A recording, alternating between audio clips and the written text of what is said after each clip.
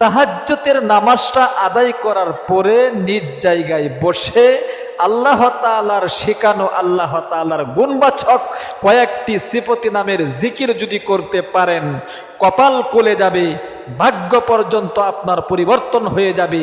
কারণ এই জিকিরগুলো এমন পাওয়ারফুল জিকির, যে জিকিরগুলো করলে পরিবার সংসার থেকে অভাব দূরীভূত হয়ে যায়, দুঃখ কষ্ট পেরেশানি হতাশা দূরীভূত হয়ে যায়, এবং যারা ঋণগ্রস্ততার মধ্যে আছেন ঋণ পরিশোধ করার ব্যবস্থা আল্লাহ তাআলা নিজে করে দেন।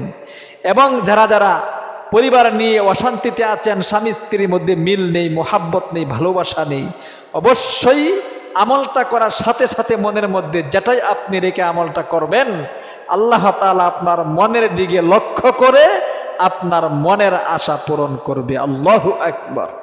প্রিয় দিনী ভাই এবং বোন, আল্লাহ রাব্বুল আমিন প্রথম আকাশে শেষ রজনীতে এসে যান, এসে ডাকতে থাকেন, ও আমার গুনাহগার বান্দারা, অনেক গুনাহ করে ফেলেছো, জীবনের যৌবন শেষ করে ফেলেছো, গুনাহে কবিরা সগীরা জাহিরি বাতিনি, প্রকাশ্য প্রকাশ্য জিনা ব্যভিচার পরকীয়া সহ যত ধরনের গুনাহ আছে সমস্ত গুনাহই তুমি করেছো। আর আমি শেষ রজনীতে আকাশের মধ্যে এসে তোমাকে ডাকছি, তোমার জীবনের যৌবনের গুনাহগুলো মাফ করানোর জন্যে তুমি ঘুমাচ্ছ। আল্লাহর রাসূল হাদিস শরীফের মধ্যে বলেন, আলা মিন মুস্তাগফিরিন ফাআগফির লাহু। আল্লাহ তাআলা ডাকতে থাকেন গুনাহ মাফ করানোর জন্য। আল্লাহ বলতে থাকেন, সারাদিন মাথার ঘাম পায়ে পেলে তুমি পরিশ্রম করো টাকা পয়সা ইনকাম করার জন্যে, ব্যবসা করতেছো, ব্যবসা করে টাকা পয়সা ইনকাম করতেছো, বরকত পাচ্ছ না, তোমার চাকরি হচ্ছে না, চাকরির জন্য চেষ্টা করতেছো, অথচ তুমি শেষ রজনীতে ঘুমাচ্ছ। আরে আমি আল্লাহ তাআলা তো প্রথম আকাশে এসে তোমাকে ডাকতেছি, তুমি উঠো না। আলা মিন মুস্তারজিকিন ফাআরযুকাহু। আমি আল্লাহ প্রথম আকাশে এসে তোমাকে ডাকতেছি, তুমি আমি আল্লাহ তাআলার নিকট রিজিক চাও, আমি আল্লাহ তাআলা তোমাকে গায়বী রিজিকের ব্যবস্থা করে দিব। আমি আল্লাহ তাআলা রিজিক না দিলে দুনিয়ার কোনো ব্যক্তি তোমাকে রিজিক দিতে পারবে না। গর্তের পিপিলিকা থেকে নিয়ে শুরু করে সমুদ্রের মাছ পর্যন্ত যত প্রাণী আছে সমস্ত প্রাণীকে একমাত্র আমি আল্লাহ তাআলা রিজিক দিয়া থাকি। কোরআন শরীফ তার বাস্তব প্রমাণ। সূরা হুদের এক আয়াতে আল্লাহ বলেন, ওয়ামা মিন দাব্বাতিন ফিল আরদি ইল্লা আলাল্লাহি রিজকুহা ওয়া ইয়ালামু মুস্তাকাররাহা ওয়া মুস্তাওদাআহা কুল্লুন ফি কিতাবিম মুবিন। আল্লাহ বলেন, জমিনের মধ্যে যত প্রাণী আছে আমি আল্লাহ সমস্ত প্রাণীকে রিজিক দিয়া থাকি। গর্তের পিপিলিকা থেকে নিয়ে শুরু করে সমুদ্রের মাছ পর্যন্ত যত প্রাণী আছে সমস্ত প্রাণীর রিজিকের ব্যবস্থা একমাত্র আমি আল্লাহ নিজে করে থাকি। প্রিয় দিনী ভাই এবং বোন, আল্লাহ রাব্বুল আমিন যদি আপনাকে রিজিক না দেন, সারাদিন কষ্ট করে আপনার জান শেষ হয়ে যাবে, একটা টাকাও আপনি বরকত পাবেন না। টাকা আনবেন ঠিক আছে, কিন্তু টাকা থাকবে না। দেখবেন অতীতে ঋণগ্রস্ততার মধ্যে ছিলেন, এখনো আপনাকে ঋণগ্রস্ততার মধ্যেই থাকতে হবে। এই জন্যই তো আল্লাহ তাআলা সুস্পষ্ট ভাষায় সূরা তালাকের আয়াতে বলে দিয়েছেন, ওমাইয়াত তাকিল্লাহা ইয়াজআল লাহু মাখরাজা ওয়া ইয়ারযুকুহু মিন হাইসু লা ইয়াহতাসিব। আল্লাহ বলেন, যারা আমাকে ভয় করে এমন এমন উৎস থেকে তাকে আমি রিজিকের ব্যবস্থা করে দেই যে সে কল্পনাও করতে পারে না এমন জায়গা থেকে আমার জন্য কি রিজিক আসতে পারে। আল্লাহু আকবার। ওয়ালিল্লাহি খাযাইনুস সামাওয়াতি ওয়াল আরদ। শুনলে অবাক হয়ে যাবেন। আল্লাহ বলেন, আকাশ এবং জমিনের ধনভাণ্ডারের চাবিকাঠি আমি আল্লাহ রাব্বুল আলামিনের হাতে। আল্লাহু আকবার। এই জন্য প্রিয় দিন ভাই এবং বোন, আমলটা কিভাবে করবেন? সর্বপ্রথম আপনাকে তাহাজ্জুদের টাইমে অর্থাৎ আপনাকে এশারের নামাজের পর থেকে নিয়ে সুবহে থেকে রাত পর্যন্ত যে সময়টা রয়েছে 3 ভাগ করে শেষ অংশে আপনি উঠবেন। শেষ অংশেই কিন্তু আল্লাহ রাব্বুল আলামিন প্রথম আকাশে এসে যায়। শেষ অংশে উঠে আপনি সর্বপ্রথম অর্থাৎ 2:30-3টার সময় আপনাকে উঠতে হবে।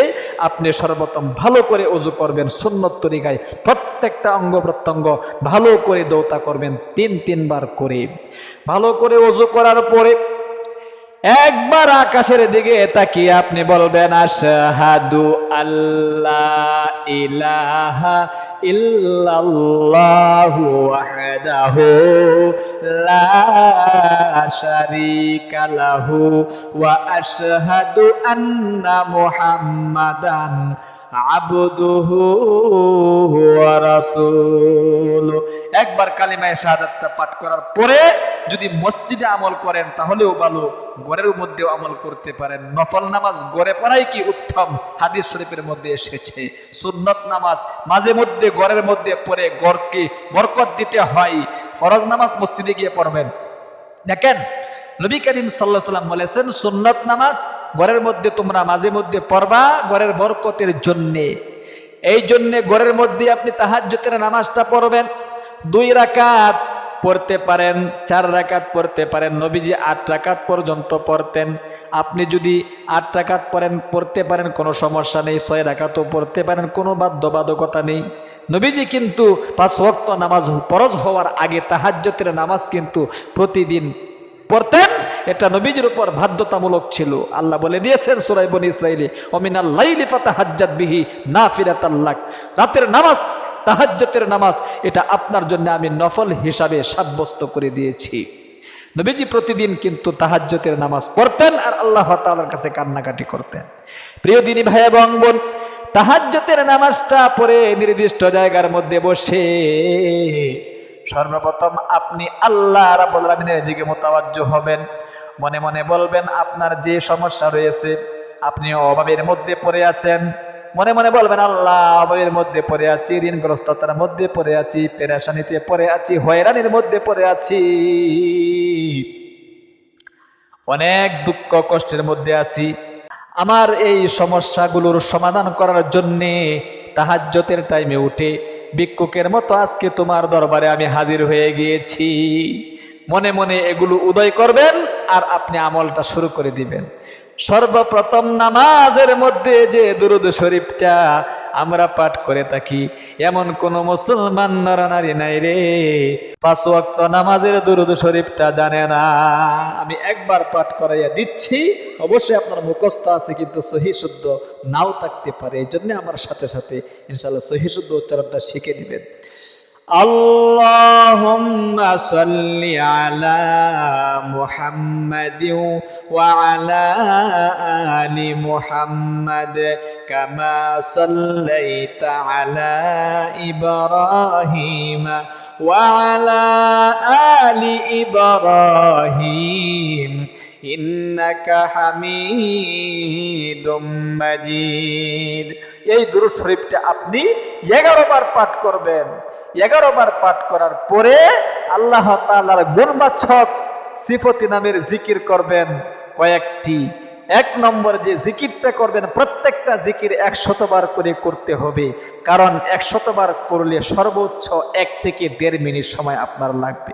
ছোট্ট ছোট্ট আল্লাহ তাআলার গুণবাচক নাম যদিও ছোট কিন্তু অনেক পাওয়ার। মনের মধ্যে যেটাই রাখবেন আপনার মনের আশা আল্লাহ তাআলা সাথে সাথে পূরণ করে দিবে, কারণ শেষ রজনীতে আল্লাহ তাআলা প্রথম আকাশে এসে যান। সর্বপ্রথম আপনি এই জিকিরটা করবেন, ইয়া রহমানু ইয়া রহমানু ইয়া রহমানু ইয়া রহমানু ইয়া রহমান। 1 নম্বর এই জিকির। এরপরে 2 নম্বরে ইয়া গফফারু ইয়া গফফারু ইয়া গফফারু ইয়া গফফার, এটাও 100 বার। এরপরে 3 নম্বরে ইয়া হাকিমু ইয়া হাকিমু ইয়া হাকিমু ইয়া হাকিমু ইয়া হাকিম। আল্লাহু আকবার। এটা 3 নম্বর। এরপরে 4র্থ নম্বরে ইয়া রাজ্জাকু ইয়া রাজ্জাকু ইয়া রাজ্জাকু ইয়া রাজ্জাক। প্রত্যেকটা জিকির কিন্তু 100 বার করে পাঠ করতে হবে, খুব মনোযোগ দিয়া, আল্লাহ তাআলার প্রেম, নবীজির প্রেম ভালোবাসা অন্তরের মধ্যে জাগিয়ে। এরপরে আপনি আমলটা কিন্তু অবশ্যই করবেন। এরপরে 5ম নম্বরে আল্লাহ রাব্বুল আমিনের গুণবাচক পাওয়ারফুল যে জিকিরটা করবেন সেটা হলো ইয়া ওয়াহ্হাবু ইয়া ওয়াহ্হাবু ইয়া ওয়াহ্হাবু ইয়া ওয়াহ্হাব। 100 বার করে এই জিকিরগুলো করবেন। সর্বশেষে আবার দুরূদ শরীফটা 11 বার পাঠ করে সংক্ষিপ্ত মোনাজাত করবেন।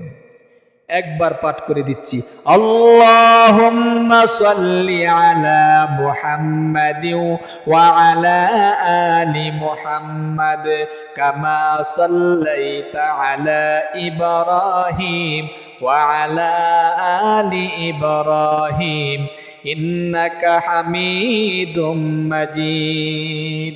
এরপরে আপনি এরকম ভাবে হাতগুলো উত্তোলন করবেন আকাশের দিকে, আপনার সিনা বরাবর হাতগুলো রেখে আপনাকে যে বাক্যগুলো দ্বারা শুরু করতে হবে, নবীজি যে বাক্যগুলো দ্বারা দোয়া শুরু করতেন সেগুলো হলো আল্লাহ তাআলার প্রশংসার এবং নবীজির উপর দুরূদ। আলহামদুলিল্লাহি রাব্বিল আলামিন, এটা আল্লাহ তাআলার প্রশংসা। ওয়াসসালাতু ওয়াসসালামু আলা আশরাফিল আমবিয়া ওয়াল মুরসালিন, এটা নবীজির উপর দুরূদ। এই 2 বাক্যের দ্বারা শুরু করবেন। এরপরে এই দোয়াটা পাঠ করবেন, রব্বানা আতিনা ফিদ দুনিয়া হাসানাতাও ওয়া ফিল আখিরাতি হাসানাতাও ওয়া কিনা আযাবান নার। নবীজি এই দোয়াটা কিন্তু পাঠ করতেন।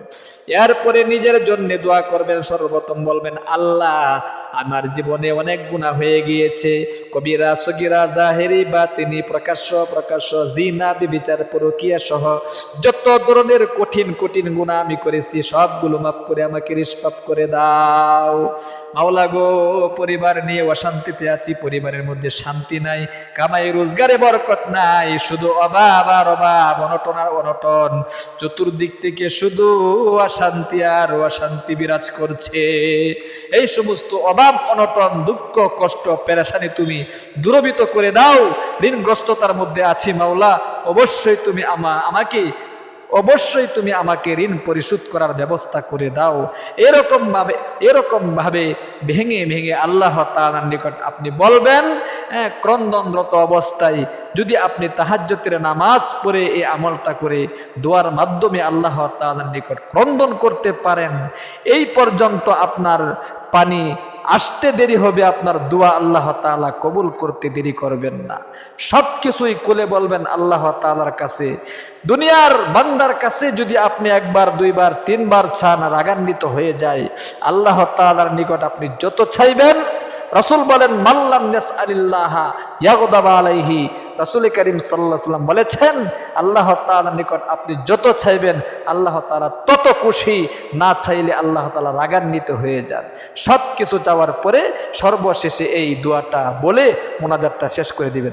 সুবহানা রাব্বিকা রাব্বিল ইজ্জাতি আম্মা ইয়াসিফুন ওয়া সালামুন আলাল মুরসালিন ওয়ালহামদুলিল্লাহি রাব্বিল আলামিন। আলহামদুলিল্লাহ। এরকম ভাবে তাহাজ্জুদের নামাজটা আদায় করার পরে নির্দিষ্ট জায়গার মধ্যে বসে এই আল্লাহ তাআলার গুণবাচক সিফতে নামের জিকির করবেন ইনশাআল্লাহ। আমলটা আল্লাহ তুমি তোমার বান্দা বান্দীদেরকে অবশ্যই এই আমলটা করার তৌফিক দান করো, কষ্ট করো হলেও আমলটা করার তৌফিক দান করো। কষ্ট করে হলেও আমলটা করার তৌফিক দান করো, আমিন। আপনি ইনশাআল্লাহ কমেন্ট বক্সে আমিন বলে দোয়ার মধ্যে শামিল থাকবেন। যারা কমেন্টে আমিন বলে আমি তাদের জন্যে 5 ওয়াক্ত নামাজের পরে দোয়া করি। আল্লাহ তারা ইসলামিক ভিডিওগুলোতে লাইক কমেন্ট করতেছে, অবশ্যই তুমি তাদের সব সমস্যার সমাধান করে দাও ইনশাআল্লাহ। আমাদের ইসলামিক চ্যানেলটা যদি আপনার ভালো লেগে থাকে অবশ্যই চ্যানেলটাকে সাবস্ক্রাইব করে পাশে থাকা বেল আইকনটা অন করে রাখবেন এবং প্রতিদিন যে সমস্ত ভিডিওগুলো আপলোড হয় এগুলো দেখবেন, আমলগুলো করবেন, আমলগুলো শিখবেন। ভালো থাকবেন, সুস্থ থাকবেন। আসসালামু আলাইকুম রহমতুল্লাহি ওয়া বারাকাতুহু।